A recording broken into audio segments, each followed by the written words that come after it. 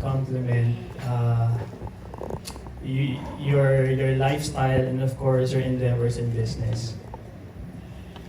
Um, Syempre my work is, I'm an actor and I'm also an entrepreneur. And I feel like, minsan, ang dami kong ginagawa. Diba? And now na I'm a GSC, I feel like it's just parang everything is going well for me. Ngayon parang it's the right time na naging partners kami. I'm their endorser.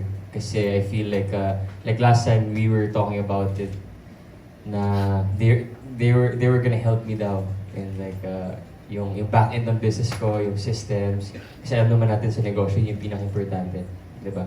And for me to be able to focus on showbiz, di ba? Kasi alam ng Sparkle yan na palagi akong, wait lang, meron akong negosyo iniintindi eh, di ba? So, relax muna tayo sa showbiz, di ba? So, hopefully now, with the help of GSC, di ba, ay makatulong talaga sila sa akin in terms of my business. Para mag-launch on its own and hopefully mag-grow pa. So is it safe to say that you have found the right partner? Yeah, definitely. So it's an easiest for you when they parang offered this partnership. Well, nung in-offer sa akin yung partnership, syempre sinerge ko sa ChatGPT what is. Diba? Anong company ito, diba? And then nakita ko na yung vision nila is to really help current businesses and yung mga negosyo na, I mean, yung mga taong gusto magnegosyo. Diba? And to be part of that company is a blessing. And of course, I'm excited to learn from them. Alam ko na marami silang natulungan at tinutulungang mga negosyo. So, di ba? And palagay ko kasi sa negosyo, yun naman talaga yung kailangan eh. Kailangan mong humingi ng tulong, di ba? Kasi paminsan, ako nung start, admittedly, ang akala ko lahat kaya ko sa negosyo. Di ba? Kasi lahat naman tayo, gano'n, di ba? Akala mo, kaya mo. Pero yun pala, kailangan mo rin ng tulong ng mas matalino sa'yo, mas magaling sa'yo, mas expert sa'yo, di ba? So, yun, with them, hopefully, ma-achieve ko yung goals ko sa negosyo.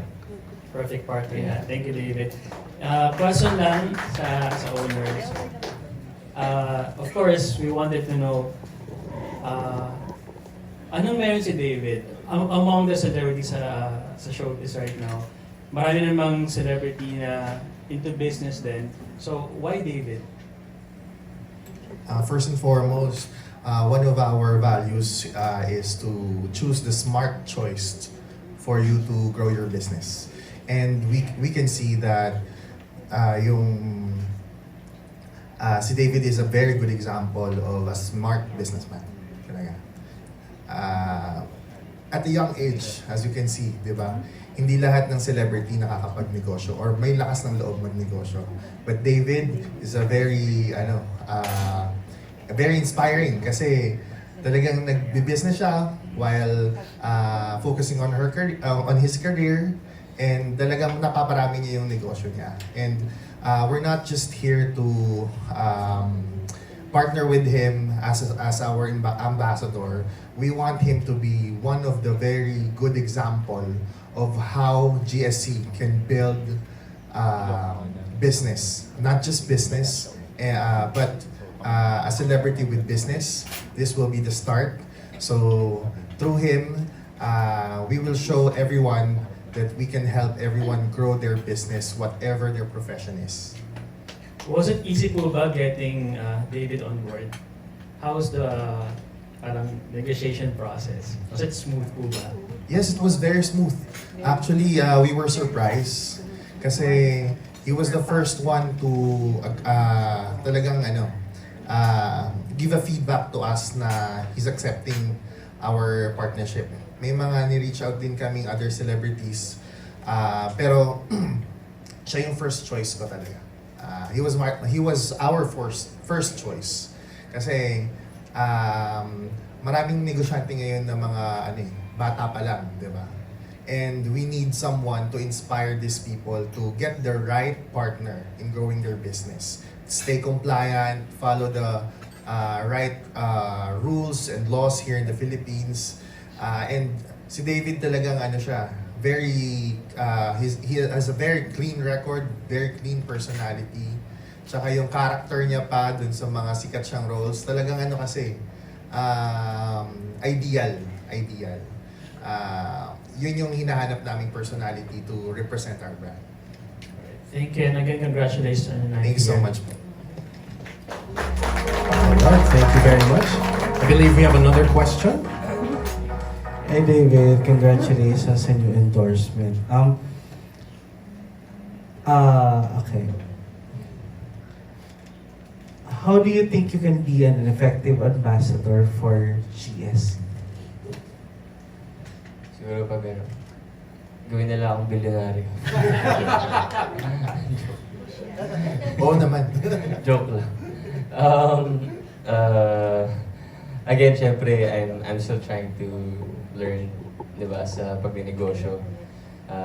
Kailangan everyday kang matututo, di ba? So right now, I'm really fixing my system, yung back end ng negosyo for me to be able to grow, di ba? Sakto nga kasi parang this year, I really wanted na yung negosyo ko ay maging corporate, very corporate-like, di ba? Kasi ngayon, syempre, I have 5 branches, pero I feel like hindi pa ako corporate. So, syempre, with them, actually, yun yung tatanong ko sa kanila pagkatapos nito kung paano bang maging ganun. How to take it to the next step in business, di ba? So yun, and now, knowing that, with the help of you guys, nalaman nyo kung ano yung pain point ko sa negosyo ko.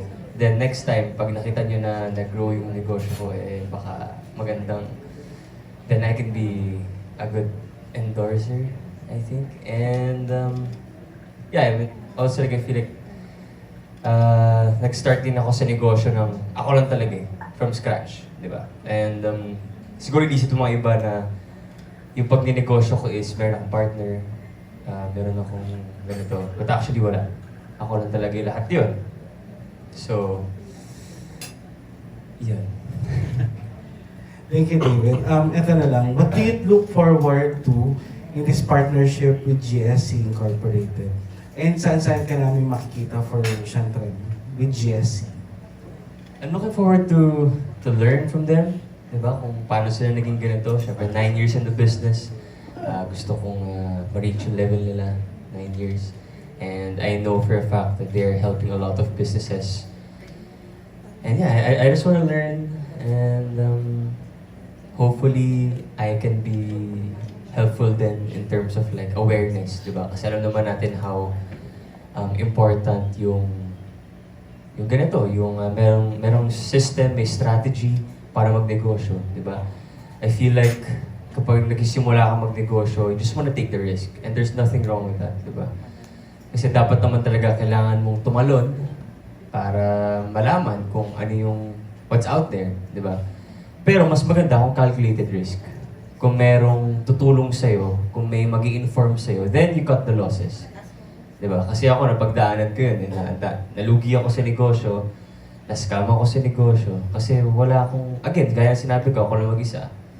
Diba? Pero with the help of them, then, ma-minimize nila lahat ng cost, yung mga talo na yung losses na yun. So, yeah. Thank you, David, and congratulations.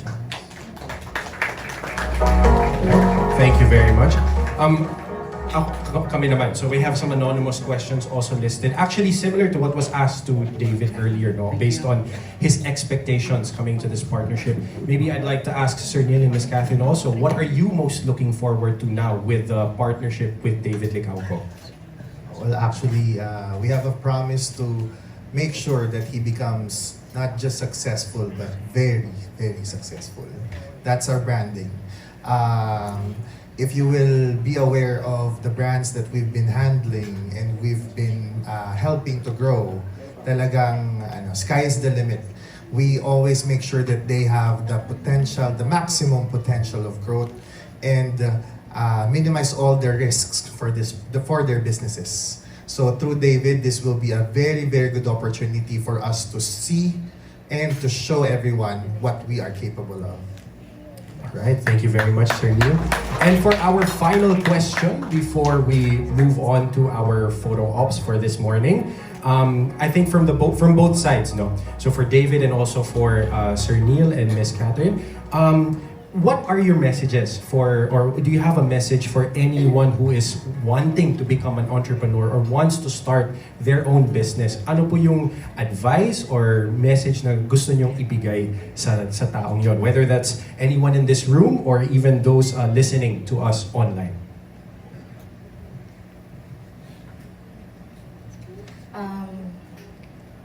Sa akin, siguro message to our partners or future partners.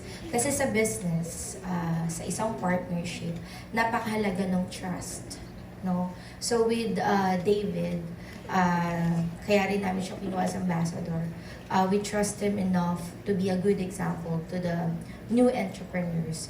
And kami din as GSC Incorporated, as a company who's helping yung mga hindi lang startup businesses, yung mga nag-expand na businesses, and yung mas gusto pang syempre lumaki yung mga negosyo. We're not after what we get from these people, from these business owners. We're really after dun sa growth and yung long-term partnership with our clients. So we're always looking forward for good partnerships with them. And of course, yung ma-maintain namin na these people, these businesses, maging aware sila sa compliance nila. And at the same time, with our help, mabigyan namin sila ng tamang guidance. Kasi for every business type, for every klase ng negosyo, we do give them personalized advice talaga on how they will be able to grow their system, to grow their business, to manage their people, to manage their finances, everything. So, yun, we're looking forward to help them, to help these business owners, to maintain their business, syempre, maiwasan nga yung losses, and maiwasan din yung, sabi nga ni David kanina, we have, sa isang negosyo, we have to do risk, pero syempre yung calculated risk. So we are here for these people to help them, to guide them. Thank you very much. Sir Neil? If I may add, this is a great opportunity for us to raise awareness for all businessmen and aspiring business entrepreneurs to choose the right partners, accredited partners, in guiding them towards their growth. Kasi success isn't just about growth, it's about choosing the right foundation to grow your business. And of course, through GSC, we assure you that we have proper accreditation, proper background, and we are equipped with the right people that will help everyone in their businesses, in all aspects of their businesses, again, to maximize the potentials of their businesses and to maximize the growth of their company. Ano yan? Hindi yan a promise, it has been proven. So, yung mga companies na hawak namin, of course, because of confidentiality, we just cannot disclose. But if they will be aware of what companies are we handling, what brands, and who are the people that we're handling, they will become confident that we are the right choice for them. Thank you very much, Sir Neil. David, final words from you with regards to any message you might have for starting entrepreneurs who maybe want to follow your path as well, start their own business. Start small, dream big, and never stop growing. And find the right partner. Tsaka be nice to everyone kasi di mo alam kung sino yung pwedeng tumulong sa'yo. Diba? I think, yan yung mga nalapitan kong tao when it comes to business. Hingi ka ng tulong sa kanila. Kasi, tas bibigyan naman nila sa akin kasi naging mabait ako sa kanila dati. What if like hindi ko sila, what if kupal ako sa kanila dati? Sorry for the word. Then, hindi nila ako tutulungan. Diba? So, I think it's always nice to be nice to everyone. Kasi di mo alam kung sino tutulong sa'yo in the future. All right, thank you very much. Another round of applause, please. There we go. So once again, it's really